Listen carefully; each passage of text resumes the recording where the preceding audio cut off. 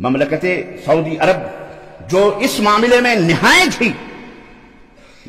ہی حساس ملک ہے، بے حیائی، بے شرمی اور دیگر چیزوں اتنی اس کے اندر میں سمجھتا ہوں کہ اتنا وہ اس کے اوپر زور نہیں دیتے، لیکن جتنا زور بدعقیدگی کا، اسلام کے حفاظت کا ہے، عقیدہ توحید کی عبادت، اتنا دیگر معاملے میں اتنا فوکس نہیں ہے ان کا۔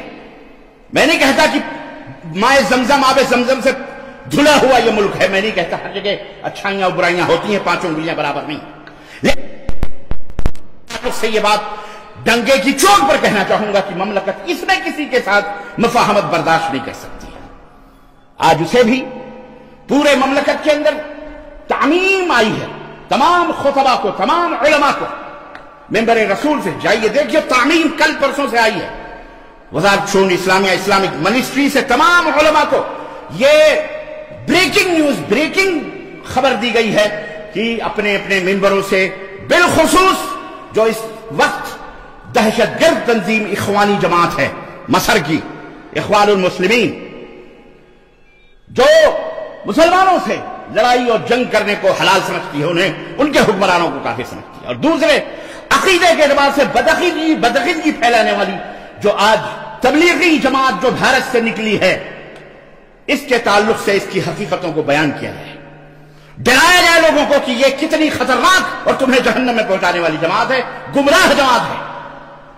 اور میں نے کئی دفعہ اس موضوع پر، تو میری بڑی لمبی آج سے 25 سال پہلے اس موضوع پر میرے بیانات ہو چکے ہیں الحمدللہ، آج ان کو ہوش آ رہا ہے، اچھی بات ہے، کوئی بات نہیں، ہم نے بہت پہلے ہی آگاہ کر دیا تھا کہ بھارت سے نکلی ہوئی یہ جماعت انتہائی صوفیوں کی، نقش بندی، قادری، چشتی، سہروردی، بدعت اور شرک کا، کفر کا ملغوب ہے۔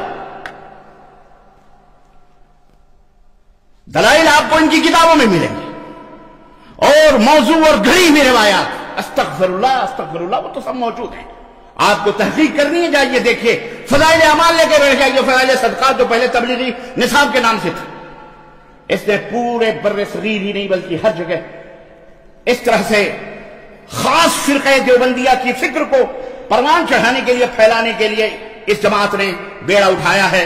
اسلام نہیں، اپنے مذہب کی تعلیم اور اس کی طرف لوگوں کو دعوت دینے کے لیے، اسلام تو ایک لیبل ہے۔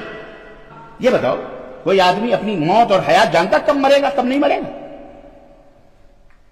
یہاں تو آپ دیکھیے، فضائل صدقات کتاب اٹھائیے، مولوی زکریا صاحب کی، بھارت کے مولوی ہیں، فخر العلماء جو شیخ الحدیث کہا جاتا ہے، انہوں نے لکھا، ایک شخص آیا اور حضرت ایک بیٹھے تھے، ان سے کہا میں مرنا چاہتا ہوں، کوئی جگہ بتا دو، میں مرنا چاہتا ہوں، کوئی جگہ بتا دو، کفر دیکھیں آپ، کفر دیکھیں آپ۔ انہوں نے بے توجہی سے کہا کہیں ادھر کمرے میں جا کے مر جا۔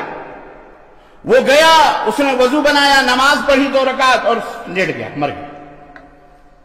حضرت نے کہا ہو، اٹھایا اس کی جنازے پڑھے بڑھے، جب قبر میں داخل کیا اس کو، اور قبر میں داخل کرنے کے بعد سوچا کہ اس کا منہ مٹی کے اوپر رکھنے تاکہ اللہ رحم فرمائے، کہتے ہیں کہ جیسے ہی میں نے کفن کھولا، مٹی منہ کھولا، اس نے آنکھیں کھول دی، کہا کہ میرے سردار آپ زندہ ہیں؟ کہا اللہ کا ہر عاشق زندہ رہتا ہے، اسے موت نہیں آتی، اس کا ہر عاشق زندہ رہتا ہے، یاد رکھ تو نے مجھے دفن کیا، قیامت کے دن میں اپنی وجاہت سے تیری مغفرت اللہ سے کرواؤں گا۔ واہ، اتنے بڑے بڑے پائے گئے لوگ۔ اب آپ سوچئے، یہ مذاق نہیں ہے تو کیا ہے، یہ کفر ہے، یہ جو مولوی زکریا صاحب تبلیغی جماعت کے انہوں نے لکھی ہے اپنی کتاب کے اندر،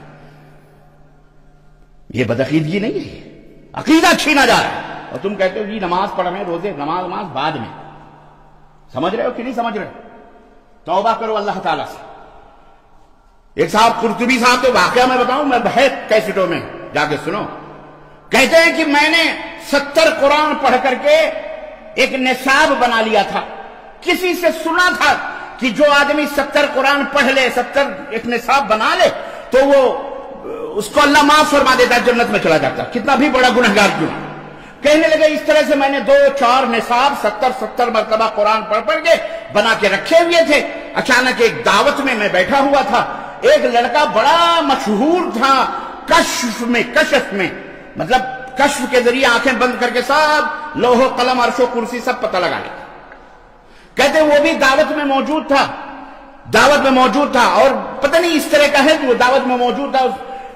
उसने कहा कि मेरी मां का इंतकाल हो गया, और ऐसे ही बैठे बैठे कहा देखो मेरे ऊपर दोज़ख का कश्फ हो रहा है, मेरी मां का इंतकाल हो गया है और मेरी मां को फरिश्ते जहन्नम में ले जा रहे, दोज़ख में ले जा रहे। कुर्तुबी साहब कहते हैं कि इतना सुनना था तो मेरे दिल में आया कि ये बड़ा लोगों के दरमियान गैब का दावा करता फिरता है, लाओ आज आजमाइश करते हैं कि ये वाकई कश्फ होता है या झूठ है।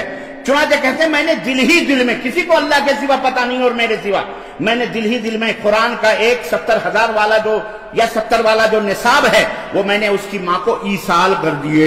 ये कुरान खानी जो 70 मरतबा करके रखे हुए थे उसकी मां को भेज दिए।